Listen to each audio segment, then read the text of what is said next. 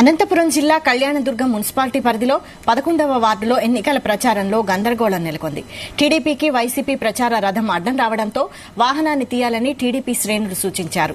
దానికి వైసీపీ శ్రేణులు వాగ్వాదానికి దిగారు. వైసీపీ ప్రచార రథం జనరేటర్ తాళం చెవి తీసుకున్నారని వైసీపీ నాయకులు టీడీపీ నేతలను అడగడంతో ఇరు వర్గాల మధ్య మాటల యుద్దం తోపులాటకు దారితీసింది. పోలీసులు రంగప్రవేశం చేసినప్పటికీ పరిస్థితిని అదుపులోకి రాలేదు. దాంతో ఇరు పార్టీల నేతలను పోలీసులు చెదరగొట్టారు. మాజీ మున్సిపల్ చైర్మన్ వైపీ రమేష్ అస్వస్థతకు గురవడంతో అనంతపురం ఆసుపత్రికి తరలించారు. వైసీపీ టీడీపీ ఒకరిపై ఒకరు పట్టణ పోలీస్ స్టేషన్లో ఫిర్యాదు చేశారు. పోలీసులు కేసు నమోదు చేసుకుని దర్యాప్తు చేస్తున్నట్లు తెలిపారు.